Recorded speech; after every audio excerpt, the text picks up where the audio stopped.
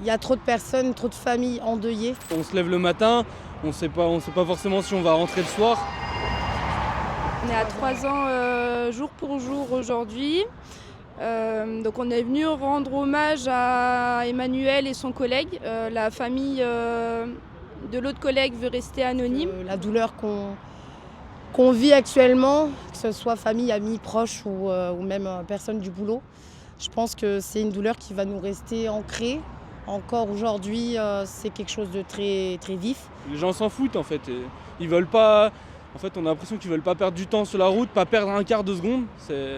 Ou par exemple, des fois quand on ferme des sorties, les gens ont la flemme, n'ont pas envie d'aller tourner plus loin, ils veulent sortir là, alors qu'il y a un accident, il y a de l'entretien. On a le malheur d'être fonctionnaire, donc assimilé bon à rien et feignant.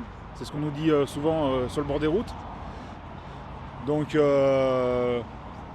voilà, nous on fait que notre travail, on obéit aux ordres de nos supérieurs. Quand on ferme une route, c'est pas par plaisir. Quand on barre une route, c'est pareil. Quand on fait une déviation, c'est pas par plaisir. Quand on coupe des arbres, voilà, c'est une nécessité. Donc, il y a un gros manque de respect de la part des usagers aussi vis-à-vis de notre métier, quoi. L'année dernière, on est arrivé, si je ne me trompe pas, on est arrivé à peu près 80 accidents.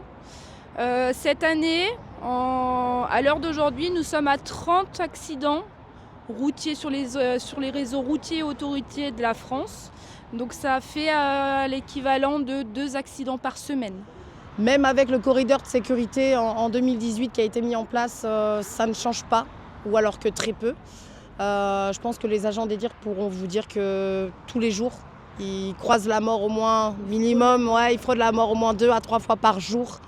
Et ils ne vont pas travailler pour mourir, mais ils vont travailler pour se nourrir, pour vivre justement, tout au contraire que de ce qu'on voit aujourd'hui.